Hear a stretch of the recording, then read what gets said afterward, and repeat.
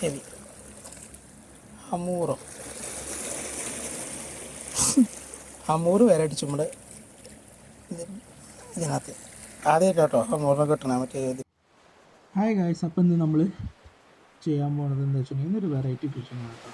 ഇന്ന് നമ്മൾ pole rod ഉപയോഗിച്ചിട്ടാണ് ഫിഷ് ചെയ്യുന്നത്. അപ്പോൾ പോൾ റോഡ് എന്താണെന്ന് വെച്ചിട്ടുണ്ടെങ്കിൽ ഇത് നമ്മുടെ സാധാരണ മുളവടി പോലത്തെ സാധാരണ മുളവടിയുമ്പോൾ ലൈനൊക്കെ കെട്ടിയിട്ട് മീൻ പിടിക്കാറില്ലേ, അതേ മെത്തേഡ് തന്നെ കേട്ടോ. പോൾ റോഡ് എന്ന് പറയുമ്പോൾ നമുക്ക് മുളവടിക്ക് പകരമായിട്ട് മാർക്കറ്റിൽ നമുക്ക് ഇന്ന് ഇതേപോലത്തെ പോർട്ടബിൾ പോൾ റോഡ് അവൈലബിൾ ആണ്. അപ്പോൾ ഇതെന്താണെന്നുള്ളത് ഞാൻ ഇനി ഒരു വീഡിയോയിൽ വിശദമായിട്ട് പറഞ്ഞേക്കാം. അപ്പോൾ നമുക്കിന്ന് പോൾ റോഡ് ഉപയോഗിച്ചിട്ടുള്ള ഫിഷിംഗ് ആണ്. അപ്പോൾ ഞാനിവിടെ ഡോ ആയിട്ട് ഉപയോഗിച്ചിരിക്കുന്നത്, മീൻസ് ബൈറ്റ് ആയിട്ട് ഉപയോഗിക്കുന്നത് നമ്മുടെ മൈദയാണ് കേട്ടോ. അപ്പോൾ മൈദ നല്ല എന്താ പറയുക, നല്ല മുട്ടയും വെള്ളവും ഒക്കെ കൂട്ടി കുഴച്ച് നല്ല ബോൾ പോലെ ആക്കിയിട്ട് ഞാൻ കൊണ്ടുവന്നിട്ടുണ്ട്. അതാണ് നമ്മുടെ ബൈറ്റായിട്ട് യൂസ് ചെയ്യുന്നത്. അപ്പോൾ ഈയൊരു ഫിഷിങ്ങിന് എന്താ പ്രത്യേകത എന്ന് വെച്ചിട്ടുണ്ടെങ്കിൽ ഇതിലെനിക്ക് അറിയില്ല കേട്ടോ. നമുക്ക് മൈദമാവ് ഉപയോഗിച്ചിട്ട് നമുക്ക് ബോട്ടം ഫിഷിങ് ചെയ്യാൻ പറ്റുമെന്ന് അറിയില്ല. നോർമലി മൈദമാവൊക്കെ ഉപയോഗിച്ചിട്ട് നമ്മൾ ടോപ്പ് വാട്ടർ ഫിഷിംഗ് ഒക്കെ ചെയ്യാറുണ്ട്. നമ്മൾ മുള്ളറ്റിനെ പിടിക്കാനൊക്കെ മൈദാമാവ് തന്നെയാണ് ഉപയോഗിക്കാറ്, അല്ലെങ്കിൽ ബ്രെഡ്.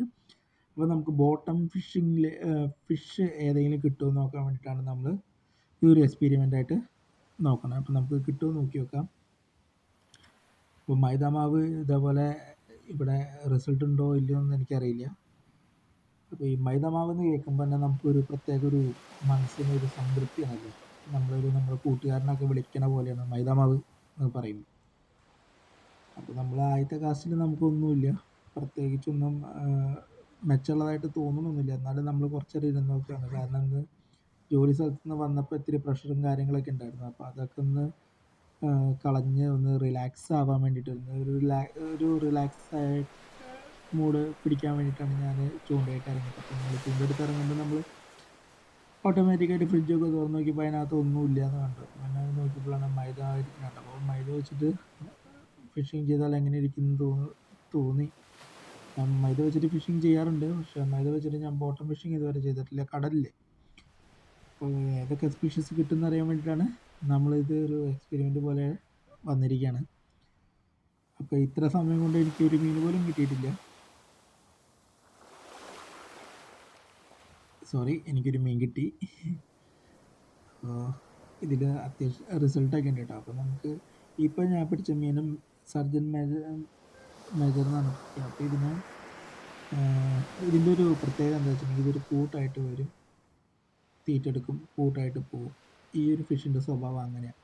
നമ്മൾ ചില സമയത്ത് ഇതിൻ്റെ ശല്യം കാരണം നമുക്കൊന്നും ചെയ്യാൻ പറ്റില്ല. ചില സമയത്ത് ഇത് നമ്മുടെ ഏരിയയിൽ തന്നെ ഉണ്ടാവില്ല. പക്ഷേ ഇത് പിടിക്കാൻ തുടങ്ങി കഴിഞ്ഞിട്ടുണ്ടെങ്കിൽ ചറപറ എന്നിങ്ങനെ പിടിച്ചുകൊണ്ടിരിക്കും. നമ്മുടെ കരിമീനെ പോലെയൊക്കെ തോന്നിക്കുന്ന ഒരു മീനാട്ടോ. നല്ല ഭംഗിയൊക്കെയുള്ളൊരു മീനാണ്. അത് അത്യാവശ്യം ടേസ്റ്റൊക്കെ ഉള്ള മീനാണ്. പക്ഷെ ഞാനിന്ന് ഇതിനെ പിടിക്കാൻ വേണ്ടിയിട്ടുള്ള, മീൻസ് ഞാനിത് കൊണ്ടുപോകാൻ വേണ്ടിയിട്ടല്ല വന്നിരിക്കുന്നത്. ഞാനിത് ജസ്റ്റ് ഫിഷിങ്ങിന് പോലെ വന്നതാണ്. അപ്പോൾ ഇത് ക്യാച്ച് ആൻഡ് റിലീസാണ്. പിന്നെ എൻ്റെ ഒട്ടുമിക്ക എൻ്റെ വീഡിയോകളിലും ഞാൻ ക്യാച്ച് ആൻഡ് റിലീസ് മെത്തേഡ് തന്നെയാണ് ചെയ്യാറ്. കാരണം എനിക്ക് വേണ്ടാത്ത മീനുകളെ ഞാൻ വെറുതെ കൊണ്ടുപോയിട്ട് കൊല്ലാറില്ല. അപ്പോൾ എനിക്ക് വേണ്ടതിനെ മാത്രമേ ഞാൻ എടുക്കാറുള്ളൂ. വേണ്ടെങ്കിൽ വേണ്ടാന്ന് തോന്നിക്കഴിഞ്ഞാൽ ഞാൻ തിരിച്ചു വിടുകയും ചെയ്യും. അത് ഇത്ര ചെറിയ മീനാണെങ്കിൽ ശരി, വലിയ മീനാണെങ്കിൽ ശരി, എനിക്ക് വേണ്ടാന്ന് തോന്നിക്കഴിഞ്ഞാൽ ഞാൻ തിരിച്ചു വിടും. അപ്പോൾ അതാണ് ക്യാച്ച് ആൻഡ് റിലീസ് മെത്തേഡ് എന്ന് പറഞ്ഞത്. പിന്നെ ഇപ്പം നമ്മൾ പറഞ്ഞുകൊണ്ടിരിക്കുന്നത് നമുക്ക് മൂന്നാമത്തെ മീൻ അടിച്ചിട്ടുണ്ട്. അപ്പോൾ ഈ മൈദാമാവ് നല്ല റിസൾട്ടുള്ളൊരു സംഭവം തന്നെയാണ് കേട്ടോ.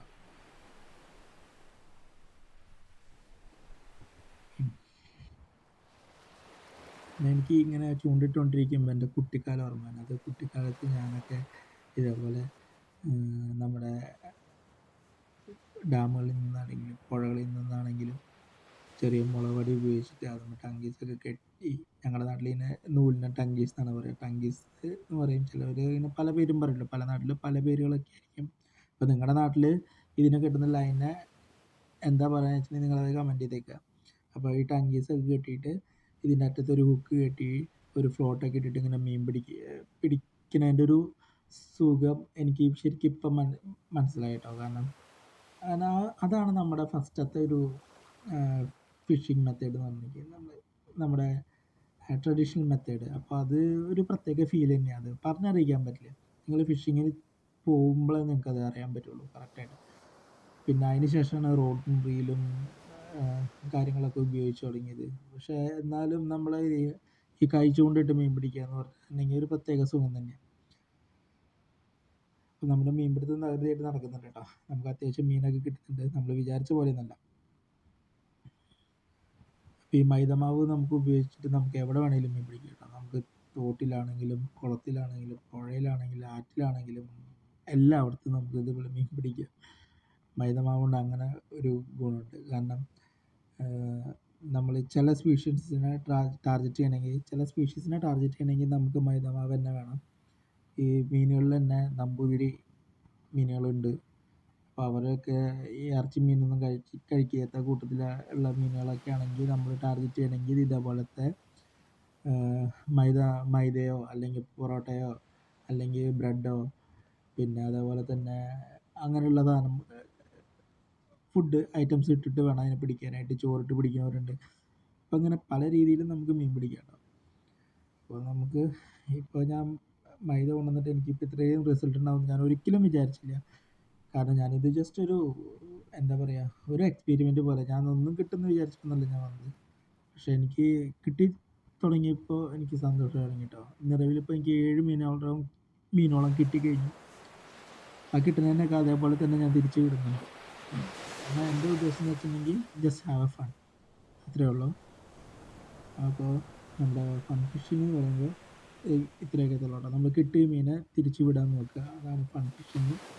കാരണം നമ്മൾ അതിനെ പിടിച്ചുകൊണ്ട് പോയിട്ട് നമ്മൾ വീട്ടിൽ കൊണ്ടുപോയി വീട്ടുകാർക്ക് വെട്ടാൻ നേരമില്ല, വീട്ടുകാർക്ക് നന്നാക്കാൻ നേരമില്ല. നമ്മളാണെങ്കിൽ അതൊരു മുക്കിലിട്ട് കുറേ കഴിയുമ്പോൾ ചീഞ്ഞ് കൊണ്ടിട്ട് എടുത്ത് കളയാൻ. എനിക്കിതേപോലെ കുറേ സംഭവങ്ങൾ മുമ്പ് വന്നിട്ടുണ്ടായിരുന്നു.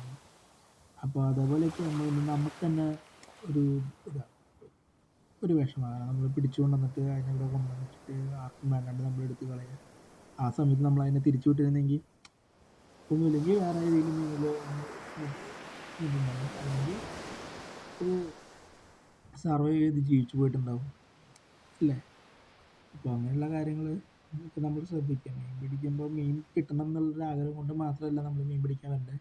കിട്ടിയ മീനെ തിരിച്ചു വിടാനുള്ള ആഗ്രഹം കൊണ്ട് മീൻ പിടിക്കാൻ വരുന്നവരുണ്ട്. അങ്ങനെയും ചെയ്യാം. അപ്പോൾ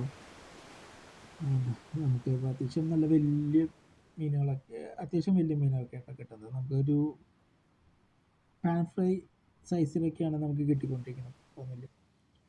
അപ്പോൾ ഞാൻ പിന്നെ ഇതേവരെ എൻ്റെ ചാനൽ സബ്സ്ക്രൈബ് ചെയ്യാനോ അല്ലെങ്കിൽ ബെല്ലൈക്കൺ അടിച്ചു പൊട്ടിക്കാനോ അല്ലെങ്കിൽ ചാനൽ ഫോർവേഡ് ചെയ്യാനോ ഫ്രണ്ട്സിനും ഫോർവേഡ് ചെയ്യാനോ ഞാൻ പറഞ്ഞിട്ടില്ല. ഞാനിട്ടിതിന് പറയുകയില്ല. കാരണം നിങ്ങൾക്ക് ഇഷ്ടപ്പെടുകയാണെങ്കിൽ മാത്രം നിങ്ങൾ ചാനൽ വാച്ച് ചെയ്യുക, നിങ്ങളുടെ ഫ്രണ്ട്സിന് അയച്ചു കൊടുക്കുക. ബെല്ലൈക്കൺ അടിച്ചു പൊട്ടിക്കാനൊന്നും പറയില്ല, ജസ്റ്റ് ഒന്ന് ക്ലിക്ക് ചെയ്തിട്ടേക്കുക. പുതിയ വീഡിയോസ് അപ്ലോഡ് ചെയ്യുന്ന വീഡിയോസ് നിങ്ങൾക്ക് നോട്ടിഫിക്കേഷനായിട്ട് വരണം എന്ന ആഗ്രഹം ഉണ്ടെങ്കിൽ മാത്രം ബെല്ലൈക്കൺ ഓൺ ചെയ്തിട്ടേക്കുക. അപ്പോൾ ഞാനിനിത് എൻ്റെ തുടർന്നുള്ള വീഡിയോകളിലൊന്നും ഞാൻ പറയില്ല, ചാനൽ സബ്സ്ക്രൈബ് ചെയ്യുന്ന കാര്യങ്ങളൊന്നും ഞാൻ പറയില്ല. അതൊക്കെ നിങ്ങളുടെ ഇഷ്ടം. പിന്നെ നിങ്ങൾക്ക് ഫിഷിങ്ങിനെ കുറിച്ചിട്ട് കൂടുതലും വേണ്ട കാര്യങ്ങൾ അറിയേണ്ട കാര്യങ്ങൾ എന്തെങ്കിലും ഉണ്ടെങ്കിൽ കമൻറ്റ് ചെയ്ത് ചോദിക്കുമ്പോൾ എനിക്കും ഒരു സന്തോഷമാണ് പറഞ്ഞു തരാനായിട്ട്. അപ്പോൾ നിങ്ങൾക്ക് ഇപ്പോൾ എന്തിനെങ്കിലും പറ്റിയിട്ട് ഒരു സ്പെഷ്യൽ സ്പീഷീസിനെ പിടിക്കുന്ന വീഡിയോ ആണെങ്കിലും ശരി, അതല്ലെങ്കിൽ നമ്മുടെ കയ്യിലുള്ള എക്യുപ്മെൻറ്റ്സിനെ കുറിച്ചിട്ടുള്ളൊരു വീഡിയോ ആണെങ്കിലും ശരി, നിങ്ങൾക്ക് വേണമെന്നുണ്ടെങ്കിൽ ജസ്റ്റ് ഒന്ന് കമൻറ്റ് ചെയ്ത് കഴിഞ്ഞിട്ടുണ്ടെങ്കിൽ ഞാൻ അതിനെക്കുറിച്ച് പറഞ്ഞുതരാം. അപ്പോൾ എനിക്കിപ്പോൾ കിട്ടിയ മീൻ ഹമൂറാണ് കേട്ടോ. ഹമൂർ എന്ന് പറയുമ്പോൾ നമ്മുടെ ഗ്രൂപ്പർ എന്ന് പറയും, ഇംഗ്ലീഷ് ഗ്രൂപ്പർ, അറബിക്കിൽ ഹമൂർ എന്ന് പറയും. അപ്പോൾ ഈ മീനെ ഞാൻ ഒട്ടും പ്രതീക്ഷിച്ചതല്ല കേട്ടോ. ഈ നമ്മുടെ മൈദയിൽ കിട്ടുന്നുള്ളത് ഒട്ടും പ്രതീക്ഷിക്കാതെ കയറി അടിച്ചതാണ്. അപ്പോൾ ഈ ഒരു ബൈറ്റ് ഹമൂറിന് റിസൾട്ടാണോ എന്ന് ചോദിച്ചിട്ടുണ്ടെങ്കിൽ എനിക്ക് പറയാൻ പറ്റില്ല. കാരണം ഇത് അപ്രതീക്ഷിതമായിട്ട് അടിച്ചതാണ്. അതുകൊണ്ട് ഞാൻ കറക്റ്റ് ഒരു ഉറപ്പ് പറയാനില്ല ഹമൂറിന് ഈ മൈദ വെച്ചിട്ട് ഹമൂറിനെ കിട്ടുമെന്ന് എനിക്കറിയില്ല. ഞാനിതേവരെ ചെയ്ത് നോക്കിയതിൽ എനിക്ക് കിട്ടിയിരിക്കുന്ന മുഴുവൻ ഇതേപോലത്തെ വെജിറ്റേറിയൻ ഫിഷാണ്. ഹമൂർ പക്ഷേ വെജിറ്റേറിയൻ ഫിഷല്ല. ഹമൂർ അത്യാവശ്യം ഒരു പ്രഡേറ്ററി ഫിഷാണ്. ലൈവ് ബൈറ്റും ഡെഡ് ബൈറ്റൊക്കെ എടുക്കുന്ന ഒരു മീനാണ് ഹമൂർ അഥവാ ഗ്രൂപ്പർ. അപ്പോൾ ഗ്രൂപ്പറിനെ പിടിക്കുമ്പോൾ നമ്മൾ ഗ്ലൗസ് ഒക്കെ ഇട്ടിട്ട് വേണം പിടിക്കാനായിട്ട്, അല്ലെങ്കിൽ അവൻ നമ്മുടെ കൈക്കൊക്കെ പണി തരും. അപ്പോൾ ഗ്രൂപ്പറിനെ ഞാൻ തിരിച്ച് വിട്ടുണ്ട് കേട്ടോ, വിടാനുള്ള പരിപാടി തന്നെയാണ് കേട്ടോ. കാരണം ഗ്രൂപ്പറിനെ നമ്മൾ പിടിക്കുമ്പോൾ ഗ്ലൗസ് ഉപയോഗിക്കണം. അതിൻ്റെ പറഞ്ഞതിൻ്റെ കാരണം എന്താ വെച്ചിട്ടുണ്ടെങ്കിൽ, ഗ്രൂപ്പറിനും സൈഡിലും മേലും അടിയിലൊക്കെ നിറച്ച് മുള്ളുണ്ട്. സൈഡിലെ മുള്ള് വരുന്നത് അതിൻ്റെ ചെകിളയുടെ ഭാഗത്താണ്. ചെകിളയുടെ ഭാഗത്തായിട്ട് നല്ല മുള്ളുണ്ടാവും. ചെകിളയ്ക്ക് നല്ല ബ്ലേഡ് പോലെ ഇരിക്കുന്ന ചെകിളയാണ്. അപ്പോൾ അതൊക്കെ പെട്ടെന്ന് വെട്ടുന്ന സമയത്ത് നമ്മുടെ കയ്യിലൊക്കെ അതിൻ്റെ മുള്ളോ അല്ലെങ്കിൽ അതിൻ്റെ ബ്ലേഡൊക്കെ തട്ടിക്കഴിഞ്ഞിട്ടുണ്ടെങ്കിൽ നല്ല രീതിയിൽ നമുക്ക് ബ്ലീഡിങ് ഉണ്ടാവും. അപ്പോൾ അങ്ങനത്തെ അപകടങ്ങളൊക്കെ ഒഴിവാക്കാൻ വേണ്ടിയിട്ട് നമ്മൾ ഗ്ലൗസ് യൂസ് ചെയ്യുക. പിന്നെ പറ്റുമെങ്കിൽ ഇങ്ങനത്തെ ഫിഷിങ് ചെയ്യുന്ന സമയത്ത് നമ്മൾ കൂളിംഗ് ഗ്ലാസും കൂടി വെക്കുന്നത് നല്ലതായിരിക്കും. കാരണം എന്താ വെച്ചിട്ടുണ്ടെങ്കിൽ നമ്മൾ ഹൂക്കപ്പ് ചെയ്യുന്ന സമയത്ത് ചിലപ്പോൾ പാറയിൽ എന്തെങ്കിലുമൊക്കെ കുളത്തി പിടിച്ചിട്ട് നമ്മൾ വലിക്കുന്ന സമയത്ത് ഇത്തിരി പവറിൽ ഇത് നമ്മുടെ ഹുക്ക് നേരെ നമ്മുടെ മുഖത്തേക്ക് വരും. അപ്പോൾ ആ സമയത്ത് നമ്മൾ കൂളിംഗ് ഗ്ലാസ് വെക്കുന്നത് ഇത്തിരി കൂടി നല്ലതായിരിക്കും. ഒരു ക്യാപ്പൊക്കെ ഉണ്ടെങ്കിൽ വെച്ചിരിക്കുക. കാരണം മാക്സിമം ഇഞ്ചുറീസ് ഒഴിവാക്കുക, നമ്മൾ ഫിഷിങ് എൻജോയ് ചെയ്യുക. അത്രേ ഉള്ളൂ കേട്ടോ. അപ്പോൾ നമ്മൾ മൈദമാവ് നല്ല റിസൾട്ടുള്ളൊരു ബൈറ്റ് തന്നെയാണ് കടലിലും. അപ്പോൾ നമുക്ക് അടുത്തൊരു വീഡിയോ ആയിട്ട് വരുന്നതായിരിക്കും. ബായ്.